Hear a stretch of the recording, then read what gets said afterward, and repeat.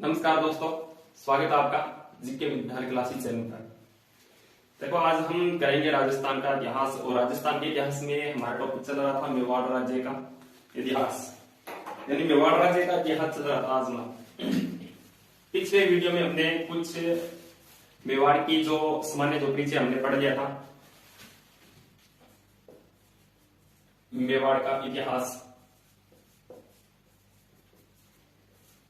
पिछले वीडियो में हमने सामान्य परिचय क्या पढ़ा था कि मेवाड़ है, यानी ये हमारा राजस्थान, और राजस्थान के जो उदयपुर जिला है इसके आसपास का जो क्षेत्र ये क्या कहलाता है, ये मेवाड़ कहलाता है। ठीक है, उदयपुर के आसपास। और इसमें कौन कौन से वर्तमान में जिले आते हैं? उदयपुर आता है, एक राजसमंद आता है, एक चित्तौड़गढ़ आता है, एक भीलवाड़ा आता है। ठीक है, इसमें हमने बात की कि मेर जाति की अधिकता के कारण, मेर जाति की अधिकता के कारण इसका नाम क्या पड़ा है? मेरपाट। मेरपाट पड़ा था। क्यों? क्योंकि यह मेर जाति की अधिकता थी प्राचीन काल में। यानी अगर आपसे पूछे मेवाड़ का प्राचीन नाम मेरपाट ही है। इसके अलावा ये तो है संस्कृत भाषा में, और हिंदी भाषा में प्रागवाड़। ठीक है, इसके अलावा इस मेवाड़ का प्राचीन नाम हमें श्री जनपद भी देखने को मिलता है। श्री जनपद ये कब देखने को मिलता है? ये महाभारत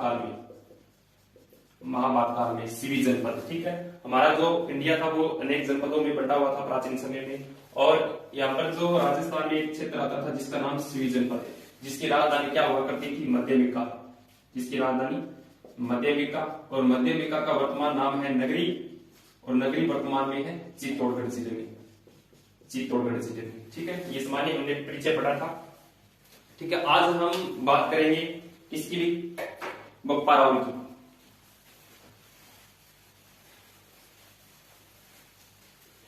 आज हम बप्पा रावल पढ़ेंगे भी। मेवाड़ का जो संस्थापक हमने पढ़ लिया था, कौन? गुहिल, या इसी का नाम है गुहादित्य। ठीक है, ये तो क्या हुए? मेवाड़ के गुहिल वंश के संस्थापक या इनको आदि पुरुष या मूल पुरुष भी बोल देते हैं। कौन? गुहिल या फिर गुहादित्य। ठीक है, उसके बाद हम बात करेंगे आज बप्पा रावल की। बप्पा रावल या कालभोज की बात करेंगे। ठीक है, तो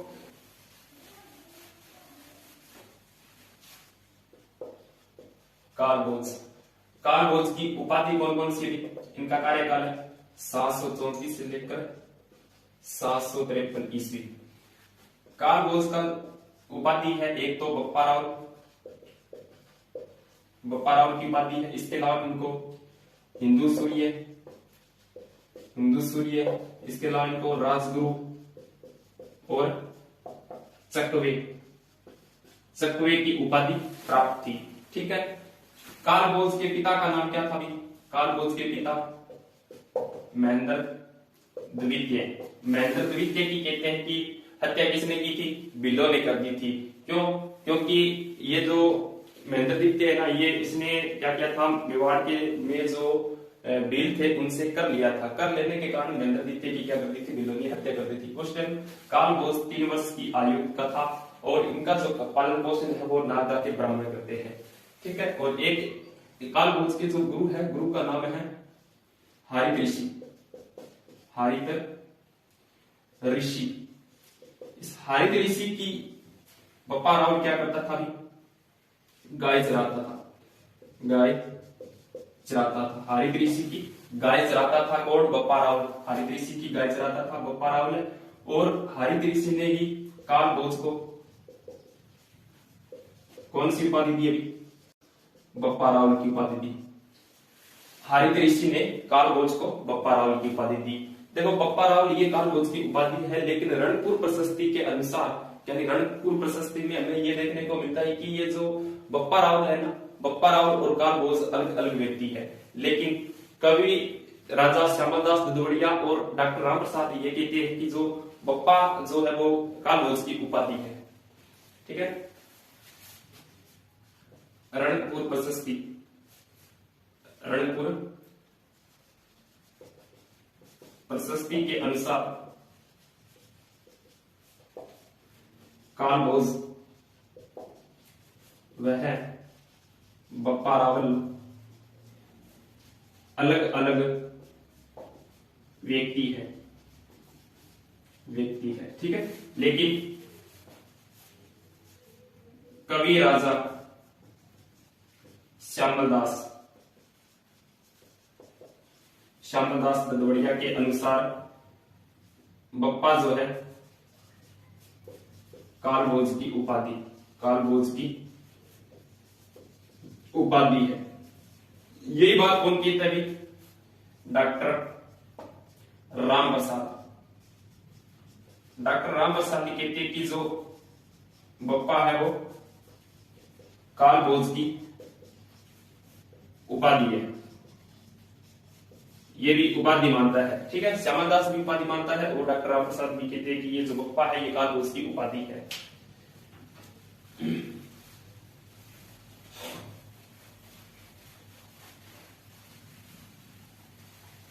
हरित ऋषि की गाय चराता था और हरित ऋषि जो कहते हैं कि इनको कालभोज को कौन सी उपाधि दी है? बप्पा रावल की उपाधि दी है। और इसके अलावा हरित ऋषि राठासन देवी की तपस्या करता था। 12 वर्ष तक तपस्या की थी राठासन देवी की हरित ऋषि ने, ठीक है। बप्पा रावल ने अरब आक्रमणकारी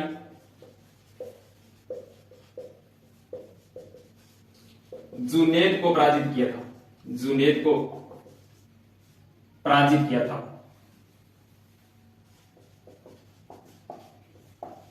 ठीक है, ये भी बात याद रखनी है कि बप्पा रावल ने अरब आक्रमणकारी किसको? जुनैद को पराजित किया था, यानी मेवाड़ की रक्षा की थी, जिस कारण हरित ऋषि है वो बप्पा रावल की उपाधि देते हैं कालभोज को, ठीक है। इसके अलावा ये जो हरित ऋषि है ना, हरित ऋषि एक दिन क्या होते हैं कि देव विमान में बैठकर जा रहे होते हैं, ठीक है, और ये थोड़ा लेट हो जाते हैं इनसे मिलने के लिए।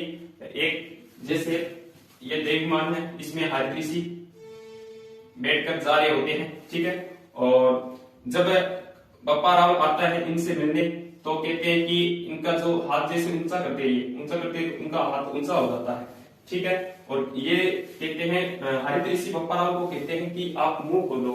तो बप्पा रावल ने मुंह खोला और इन्होंने हरित ऋषि ने ऊपर से कहते थूका था, ये थूक इनके कदमों में गिर गया था। ये मुंह को बंद करके साइड में हो गए थे, इधर जो थूक है वो कदमों में गिर गया था। अब हरित ऋषि इनको बोलते हैं बप्पा रावल को कि यदि ये थूक तुम्हारे मुंह के अंदर गिर जाता तो तुम अमर हो जाते, लेकिन ये अब थूक कहाँ गिरा है? तुम्हारे कदमों में गिरा है। तो अब मेवाड़ की जो प्रजा है तुम्हारे कदमों में होगी, यानी तुम मेवाड़ पर अधिकार करो, यानी चित्तौड़गढ़ पर आक्रमण करो। और मौर्य शासक चित्तौड़गढ़ उस टाइम किसका शासक था? मौर्य शासक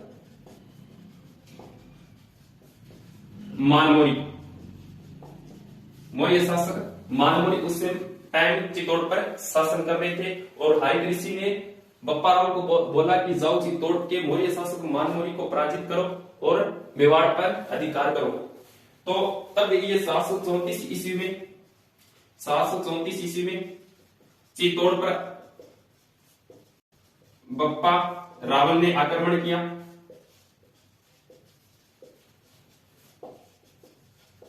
और चित्तौड़ के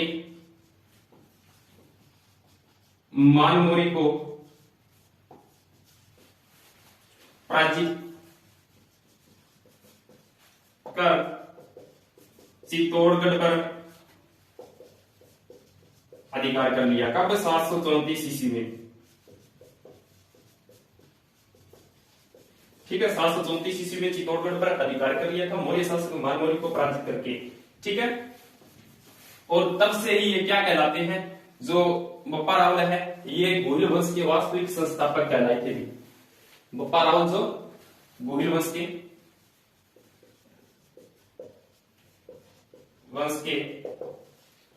वास्तविक संस्थापक कहलाए। कब? कब कहलाए थे? जब 734 ईस्वी में मौर्य शासक मानमौरी को पराजित किया था और चित्तौड़गढ़ पर अधिकार कर लिया, तो ये गोहिल वंश के क्या कहलाए थे? वास्तविक संस्थापक कहलाए थे। अगर आपसे पूछे गोहिल वंश के संस्थापक कौन है, तो कौन? गुहादित्य है।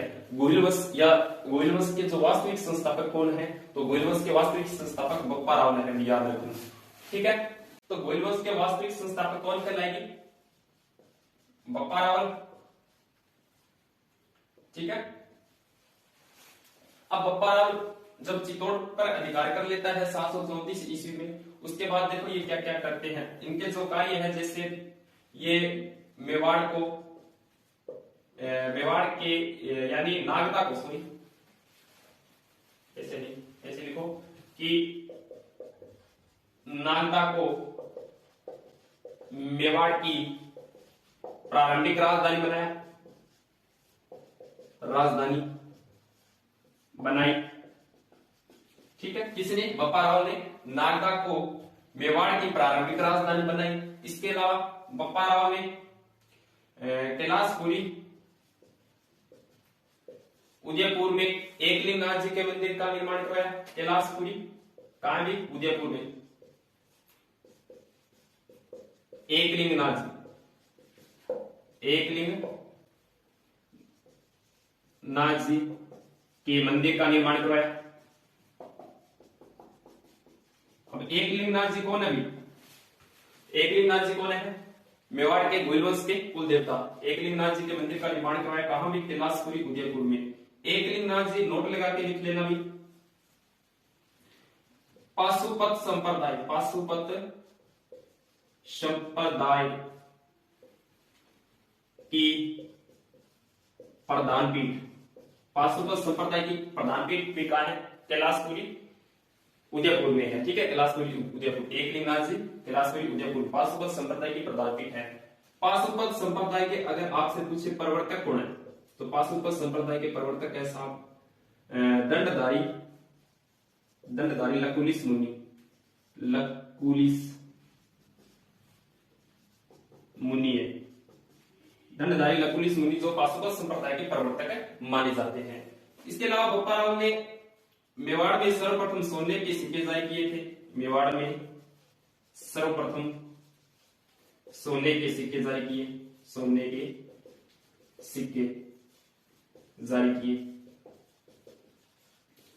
वेरी इंपॉर्टेंट क्वेश्चन है, मान्यता है ये, एग्जाम में पूछा हुआ है। मेवाड़ में सर्वप्रथम सोने के सिक्के जारी किसने किए थे? तो बप्पा रावल ने किए थे। ठीक है, अगर आपसे पूछे तांबे के सिक्के सर्वप्रथम मेवाड़ में किसने जारी किए थे? तो शिलादित्य ने किए थे। ठीक है, ये बप्पा रावल की कुछ कहानी थी। इसके अलावा बप्पा रावल की मृत्यु पूछे ना, बप्पा रावल की मृत्यु कहां हुई थी? बप्पा रावल की मृत्यु हुई थी नागदा में, नागदा में। और नागदा कहां है? उदयपुर में। नागदा में इनकी कहते हैं छतरी बनी हुई है। ठीक है, और कहते हैं कि बप्पा रावल है वो 35 हाथ की धोती पहनता था, 32 मण की तलवार रखता था।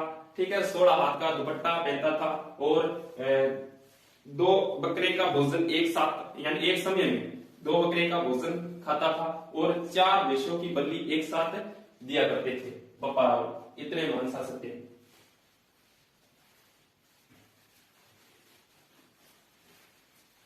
इनका जो साम्राज्य की बात करूं, साम्राज्य विस्तार की बात करूं, तो इनका जो साम्राज्य विस्तार है वो खुरासान, ठीक है, और इसके अलावा इराक, ईरान, रावलपिंडी तक इन्होंने अपना साम्राज्य विस्तार कर लिया था।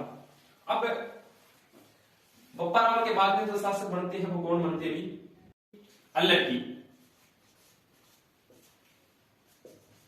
अल्लट शासक बनते हैं। मेवाड़ के शासक अगले जो बनेंगे वो कौन बनेंगे? अल्लट। वैसे तो जो छोटे छोटे जो राजा है वो भी बीच बीच में बनते हैं शासक, लेकिन आपका जो एग्जाम की दृष्टि से जो महत्वपूर्ण है ना उनकी बात करेंगे। ठीक है, देखो अल्लट को कैसे याद करना है? ऐसे अल्लट, ऐसे आलू रावल, ऐसे अल्लट, ऐसे आलू रावल, ऐसे आहड़, ऐसे आहड़ को राजधानी बनाया, ऐसे आहड़ को राजधानी बनाया, आहड़ को राजधानी बनाया। और आलू रावल क्या इनकी उपाधि है? ऐसे आल्लट, ऐसे आलू रावल, ऐसे आहड़, और है आहड़ में है कि ध्वनि है तो हुण राजकुमारी, हुण राजकुमारी कौन? हरिया देवी, हरिया देवी से विवाह किया, हरिया देवी से विवाह किया, हरिया देवी से विवाह किया। ठीक है, ऐसे आलसी था तो इन्होंने क्या किया था, नौकरशाही प्रथा की शुरुआत की। मेवाड़ में सर्वप्रथम नौकरशाही प्रथा की शुरुआत। ठीक है, मेवाड़ में सर्वप्रथम नौकरशाही प्रथा की शुरुआत की किसने, राजा अल्लट ने।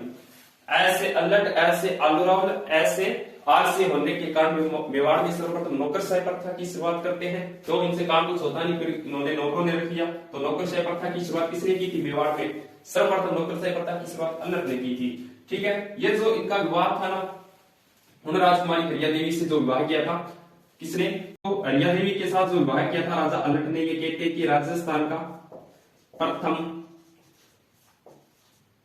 अंतरराष्ट्रीय विवाह है। अंतरराष्ट्रीय विवाह, अंतरराष्ट्रीय विवाह माना जाता है। राजस्थान का प्रथम अंतरराष्ट्रीय, यानी मेवाड़ का प्रथम राजा जिसने अंतरराष्ट्रीय विवाह किया था वो कौन था, अभी राजा अल्लट था। पद्मिनी वाला नहीं, अभी ये राजा अल्लट वाला है जो राजस्थान का प्रथम अंतरराष्ट्रीय विवाह कहलाता है।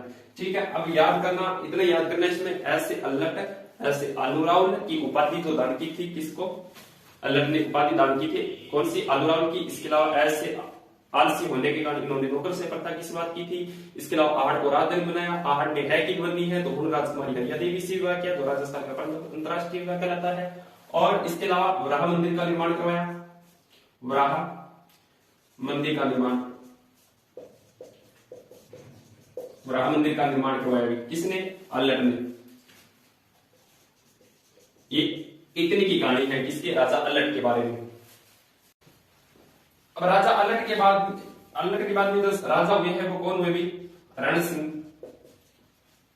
रण सिंह का कार्यकाल है, मेवाड़ पर जो शासन करेंगे अगला कौन, रण सिंह करेंगे। ठीक है, रण सिंह के कितने पुत्र होते हैं, रण सिंह के 2 पुत्र होते हैं। एक तो होता है छेम सिंह और एक होता है राह। ये 2 पुत्र होते हैं भी किसके, रण सिंह के। रण सिंह के काल में गुहिल वंश जो है ना 2 भागों में बढ़ जाता है। गुहिल वंश 2 शाखा में विभाजित, 2 शाखा में विभाजित हो जाता है। रण सिंह के काल में गुहिल वंश 2 शाखा में विभाजित हो जाता है। देखो, एक तो कौन सी शाखा, एक तो रावण शाखा और एक राणा शाखा। ये 2 शाखा होगी किसके काल में, रण सिंह के काल में। क्वेश्चन पूछेगा कि मेवाड़ के किस शासन काल में गुहिल वंश 2 भागों में विभाजित हो जाता है, तो वो रण सिंह के काल में। ठीक है, रण सिंह के पुत्र कौन, छेम सिंह। रण सिंह के पुत्र छेम सिंह ने तो रावल शाखा चलाई थी, रावल शाखा चलाई थी किसने, छेम सिंह ने रावल शाखा चलाई थी। और रावल शाखा का ये क्या बने थे भी, प्रथम रावल शाखा के प्रथम शासक, रावल शाखा के प्रथम शासक कौन बने थे, तो छेम सिंह बने थे। और राणा शाखा किसने चलाई थी, रण सिंह के पुत्र राहत ने चलाई थी, राहत ने चलाई थी। कौन सी शाखा, राणा शाखा। सिसोदा ठिकाने की स्थापना कर राहत ने, सिसोदा ठिकाने की स्थापना कर, और कौन सी शाखा चलाई थी, राणा शाखा चलाई थी। किसने, राहत ने। और छेम सिंह ने रावल शाखा चलाई थी, याद रखना। ठीक है, रावल शाखा छेम सिंह ने चलाई थी और राणा शाखा राहत ने चलाई थी। रावल शाखा का जो प्रथम शासक जो बनता है वो कौन बनता है, छेम सिंह बनता है। छेम सिंह के बाद में जो अगले जो शासक बनेंगे वो कौन बनेंगे भी, छेम सिंह के बाद में अगले शासक बनेंगे इसके जो पुत्र सामल सिंह। जैसे अपने नाम के आगे रावल लगाना शुरुआत कर देंगे, रावल सामल सिंह हो गया। ठीक है, फिर रावल जेतर सिंह हो गया, फिर रावल तेज सिंह हो गया। फिर इस तरह रावल तेज सिंह का पुत्र कौन होता है, तेज सिंह के बाद में समर सिंह, और समर सिंह के बाद में रावल रतन सिंह। ठीक है, इस तरह ये अपने नाम के आगे राव लगाना शुरुआत करेंगे। और रावल शाखा का जो अंतिम शासक होगा वो कौन होगा? भी रतन सिंह होगा। और रावल शाखा का जो प्रथम शासक बनेगा वो छेम सिंह बनेगा। ठीक है, ये रावल शाखा के शासक होंगे। इधर राणा शाखा के जो शासक होंगे, जैसे राहत के बाद में बनेगा राणा सिसोदिया, सॉरी राणा हमीर सिसोदिया, राणा हमीर। ठीक है, बाद में राणा हमीर सिसोदिया है, ये चित्तौड़ पर आक्रमण करेंगे और राणा शाखा की शुरुआत करेंगे। आप राणा मतलब उपाधि धारण करेंगे सर्वप्रथम हमीर, ये आगे बात करेंगे। पहले रावल शाखा उसकी बात कर लेंगे। राणा शाखा में जैसे हमीर के बाद में खेता, फिर लाखा, फिर मोक्कल, फिर कुंभा, फिर रायमल, फिर सांगा, इस तरह शासक बनेंगे। अभी मैं दिखा देता हूं आपको।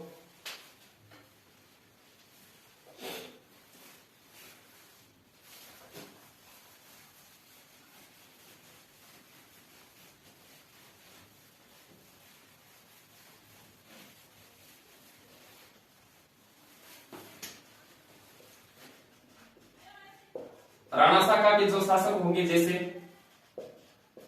राहत के बाद में और भी शासक बनेंगे। राहत के बाद में राणा की तो उपाधि नहीं धारण की थी उन्होंने, सबसे पहले उपाधि धारण करने वाला कौन है? हमीर सिसोदिया। उसके बाद में राणा हमीर सिसोदिया, इसके बाद में राणा हमीर का बेटा कौन होगा? राणा हमीर का बेटा होगा राणा खेता का बेटा होगा लाखा का बेटा होगा मोक्कल, और मोक्कल का बेटा होगा कुंभा, और कुंभा का बेटा होगा कौन? रायमल का बेटा होगा कौन? सांगा का बेटा उदय सिंह का बेटा होगा प्रताप सिंह, और प्रताप सिंह का बेटा कौन होगा? अमर सिंह फर्स्ट। फिर कर्ण सिंह के बाद में जगत सिंह, और जगत सिंह के बाद में राज सिंह, फिर जय सिंह का पुत्र होगा जिसका नाम होगा अमर सिंह सेकंड, फिर संग्राम सिंह सेकंड, फिर भीम सिंह सेकंड, सॉरी सीधा भीम सिंह होगा, भीम सिंह। इस तरह पहले हमें यहां तक याद रखना जरूरी है। ये जो राणा शाखा के जो शासक होंगे अगला, ठीक है, ये अपने नाम के आगे जैसे राणा लगाना शुरुआत कर देंगे, राणा या महाराणा। ठीक है, इस तरह राणा, महाराणा कुंभार, महाराणा रायमल हो गया, महाराणा सांगा हो गया, इस तरह ये राणा लगाना शुरुआत कर देंगे अपने नाम के आगे। अब हम बात करेंगे किसकी? छेम सिंह का पुत्र होगा कौन? सामल सिंह।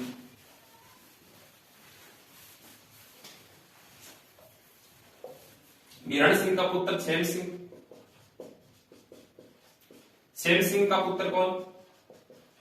सामल सिंह, जो अगला उत्तराधिकारी बनेगा रावल शाखा का, रावल सामल सिंह के समय याद रखना है कि सामल सिंह है ना, जब शासक सामल सिंह बना था मेवाड़ का, तो उस टाइम जालोर के प्रीतिपाल चौहान ने, चौहानवंश का संस्थापक है, जालोर के चौहानवंश का संस्थापक प्रीतिपाल चौहान ने मेवाड़ पर आक्रमण किया। किसके समय मेवाड़ पर आक्रमण किया था? प्रीतिपाल चौहान ने, तो रावल सामल सिंह के समय। और रावल सामल सिंह ने कहते हैं कि जो पृथ्वीराज चौहान है उसकी बहन थी जिसका नाम था प्रथाबाई, उससे शादी की थी। पृथ्वीराज चौहान तृतीय की बहन कौन? प्रथाबाई, प्रथा या पृथ्वीबाई से विवाह किया।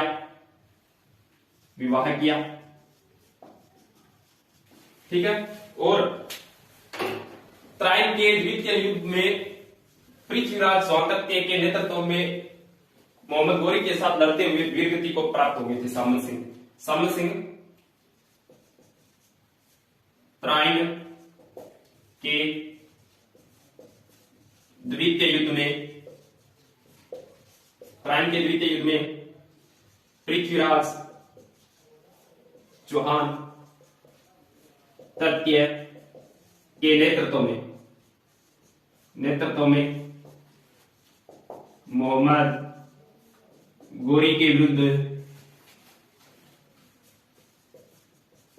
लड़ते हुए वीरगति को प्राप्त हुआ।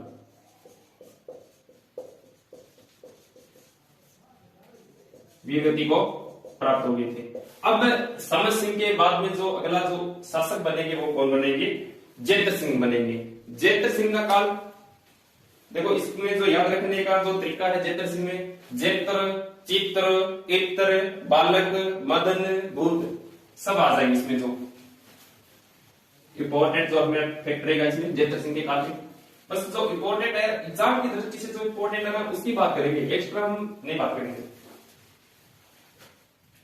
रावल जैतर सिंह किसके बाद बनते हैं शासक? समर सिंह के बाद में जैतर सिंह।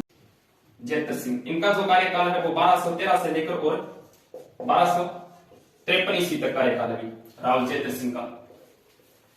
जैतर सिंह में याद रखना जैतर, चित्र, इत्र, बालक, मदन और भूत। यानी जैतर सिंह ने चित्तौड़गढ़ को राजधानी बनाया था। इल्तुतमिश आक्रमण करता है और बालक मदन इसके जो सेनापति होते हैं। भूत से बुदाला का युद्ध लड़ा था कब? 1227 ईस्वी को चित्तौड़गढ़ में। बस याद करने का तरीका ही जैतर, चित्र, इत्र, बालक, मदन, भूत। रावल जैतर सिंह के काल में बुदाला का युद्ध होता भी, बुदाला का युद्ध, ये जो बुदाला का युद्ध हुआ था ये हुआ था चित्तौड़गढ़ में। कब? चित्तौड़गढ़ में हुआ था बुदाला का युद्ध। यानी इल्तुतमिश है वो भूत की तरह आता है और भूतों का समय होता है 12:27 यानी 1227 ईस्वी को। भूतों का समय होता है 12:27 का। ठीक है, भूतों का समय होता है ना ये 12-1 बजे का समय कौन सा है? भूतों का ही है, रात का। तो बुदाला का युद्ध यानी बुदाला है मतलब भूत से क्या हुआ?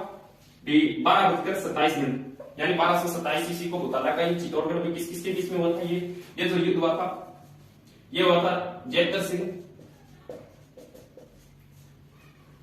वर्सेस दिल्ली का शासक इल्तुतमिश के बीच। ठीक है, इसमें इल्तुतमिश पराजित होता है और जैतर सिंह विजयी होता है। इसमें जो जैतर सिंह के जो सेनापति होते हैं वो कौन होते हैं? जैतर सिंह के सेनापति होता है एक तो बालक, एक होता है मदन। ठीक है, और इस युद्ध की जो जानकारी किसमें मिलती है? यानी बुदाला के युद्ध की जो जानकारी मिलती है हमें वो मिलती है जय सिंह सूरी का एक ग्रंथ है। जय सिंह सूरी का एक ग्रंथ है जिसका नाम है अमीर मद मर्दन। अमीर मद मर्दन में हमें बुदाला के युद्ध की जानकारी मिलती है।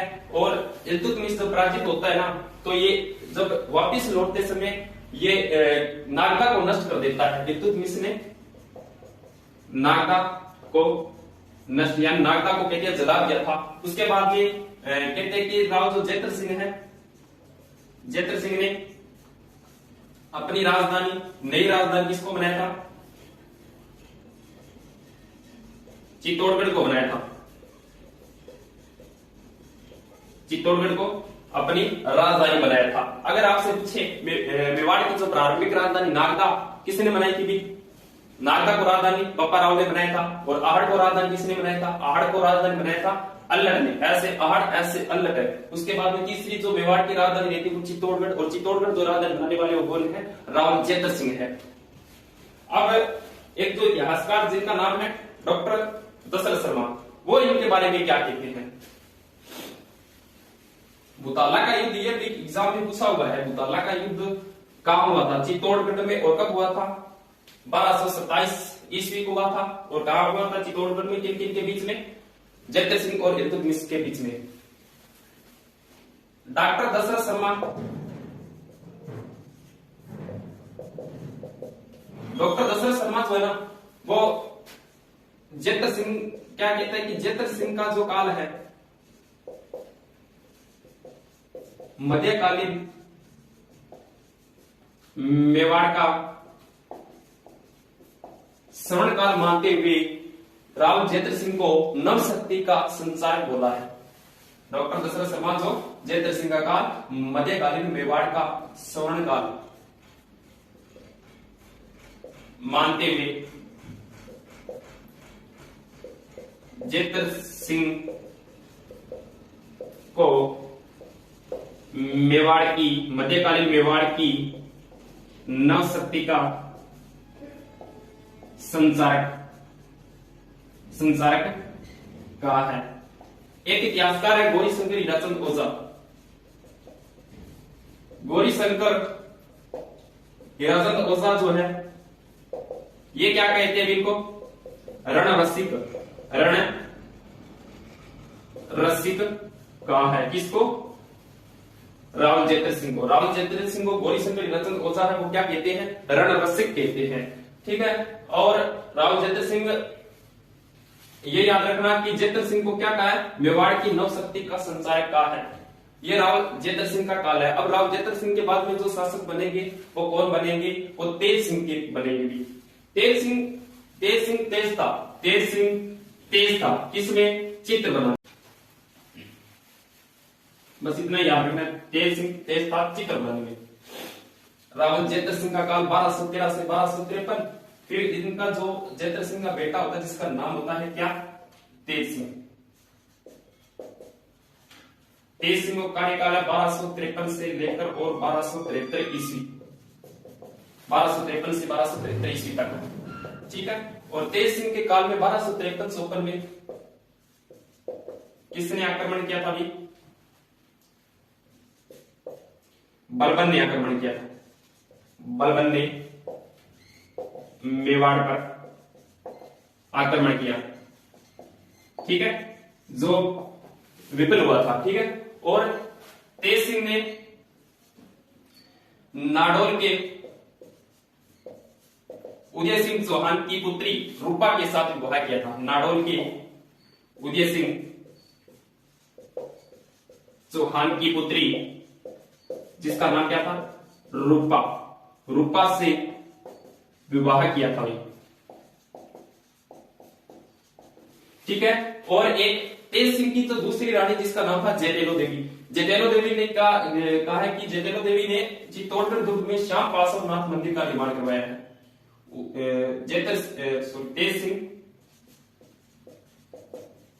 तेज सिंह की रानी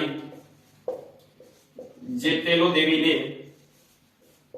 चित्तौड़गढ़ में श्याम पार्श्वनाथ मंदिर का निर्माण करवाया।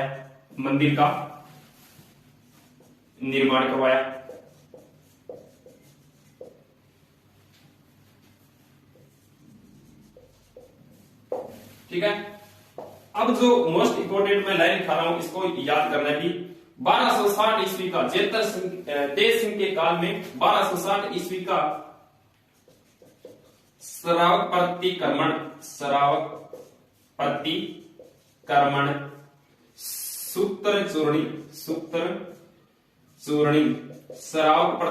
सूत्र चूर्णी नामक मेवाड़ चित्रशैली का प्रथम चित्रित ग्रंथ मिला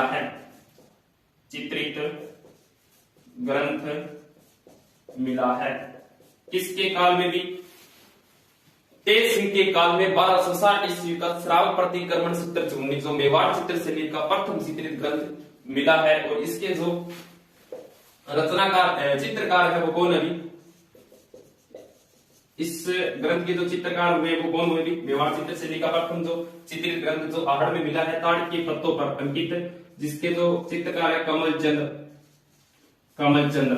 ठीक है। ताड़ के पत्तों पर अंकित, ताड़ के पत्तों पर अंकित है। और कहा ये मतलब लिखा गया था? ये लिखा गया था आहड़ में। और आहड़ का है उदयपुर में। ये तेज सिंह का काल है। अब आगे जो तेज सिंह के बाद में जो शासक बनेंगे, जैसे तेज सिंह के बाद समर सिंह के बाद में जो उनके पुत्र होंगे राव रतन सिंह, तो उनकी जो बात है वो नेक्स्ट वीडियो में बात कर लेंगे। आज के लिए इतना ही।